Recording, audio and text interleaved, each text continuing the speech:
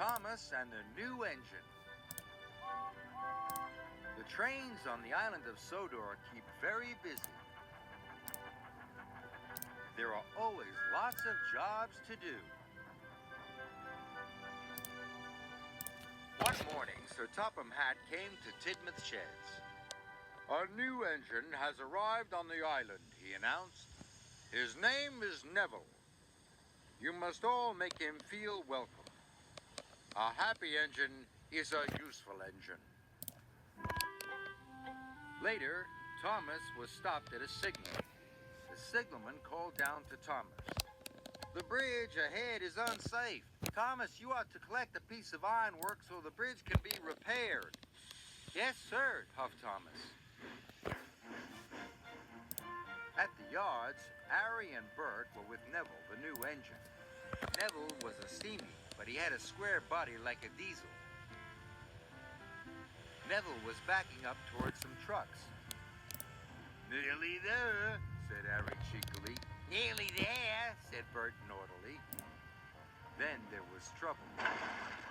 "Watch where you're going, clumsy wheels," Harry and Bert laughed. Neville looked sad. "It's not our fault if you're a silly steamy," oiled Bert, and they laughed even harder.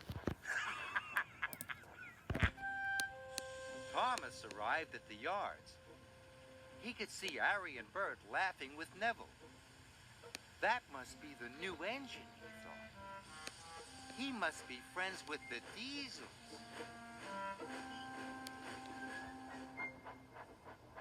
Thomas arrived at Knapford Station.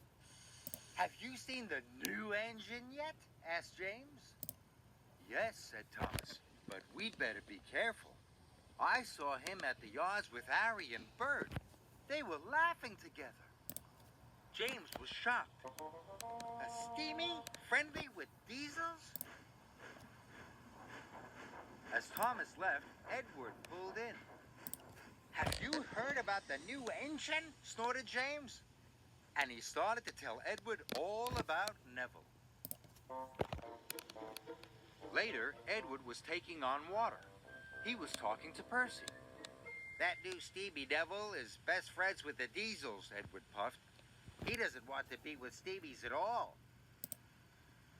"How do you know?" peeped Percy. "James told me and Thomas told him," whistled Edward.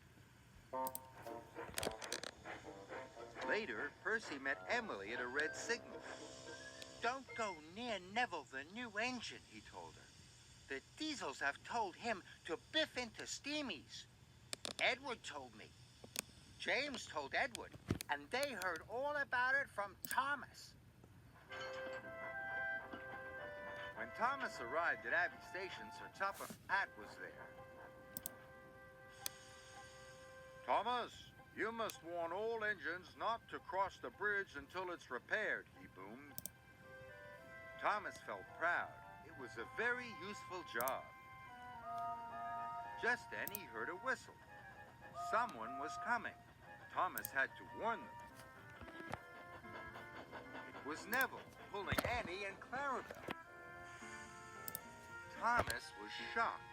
Annie and Clarabel were his carriages. "Hello," puffed Neville cheerfully.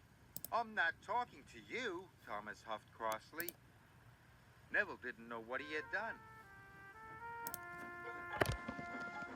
Then Emily pulled in next to Neville. "Hello," said Neville happily. Emily let out a whoosh of steam. "It's no use trying to make friends with me. I know you're going to biff into all the Steamies, just like Harry and Bert told you to." Thomas was surprised, but the station master blew his whistle, and Neville puffed sadly away. "Where did you hear that Neville is going to biff into all the Steamies?" Thomas asked Emily. "Don't you know?" Emily whistled. "Percy told me, Edward told Percy, James told Edward, and you told James," huffed Emily. "But I only said to James that I'd seen Neville with Harry and Bert." Then Toby arrived. "Have you heard about Neville, the new engine?" he puffed. "Henry saw Harry and Bert be horrible to him at the yards." Emily was shocked. Thomas couldn't believe it. Neville wasn't friends with the Diesels after all. Where was Neville going, Emily tooted. Cinders and ashes, cried Thomas. Neville's heading for the broken bridge. I must stop him. Neville was speeding through the countryside as fast as he could. Suddenly, Neville saw a barrier on the track. He slammed on his brakes. But it was too late.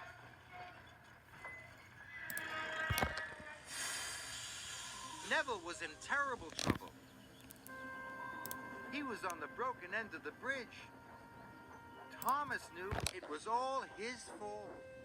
Suddenly, he had an idea. Thomas steamed slowly and carefully onto the bridge. He gently bumped Clarabelle and was coupled up. Thomas was very scared. Slowly and steadily, he began to pull Neville back from the edge. The bridge made a creaking noise. Thomas knew he must hurry.